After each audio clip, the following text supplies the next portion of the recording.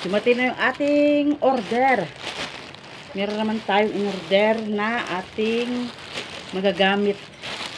Tayo ko itong gustong bilhin. Nagbigyan tayo ng pagkataon ngayon na mabili. Isa na natin. Tayo pina-order ko ito ulit kay Bulay. Si Bulay ang pina-order ko. Isa na natin, oh.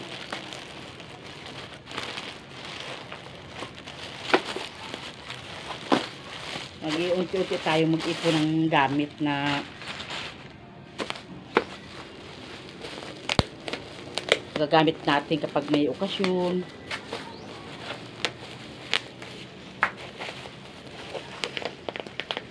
Tigas. Tigas. Parang hindi nakalakas sa ating ano.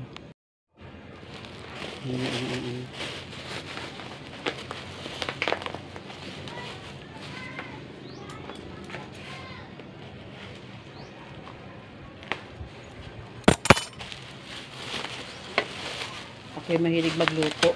Mahilig magluto kaya gusto ito. Ano ito? Ano ito? Alapad naman, oh. Maaksaya sa ano. So, gusto ko talaga ito. Kaya ko lang gusto bumili nito. Ano na ito?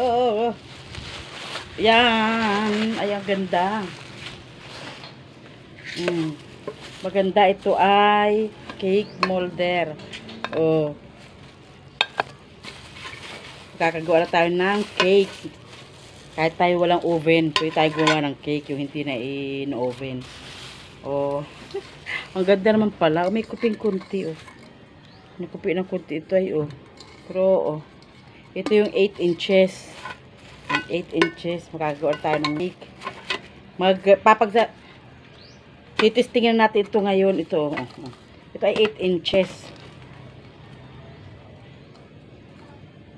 At ito naman ay yung 4, ay ano? 6 inches. Ito, 6 inches. Ito ay 8. Ito ay 6. Uy, nilipad na yung plastic. Ito ay 6 inches. Oh, hindi ba liit? May unti-unti na tayong gamit. Nakabila tayo ng mga yung pang ano, yung parang sandok at saka yung pang brush. Oh, nakabila ako dito. Ito sasampulan natin. Gagamitin natin ito ngayon. Testing na natin.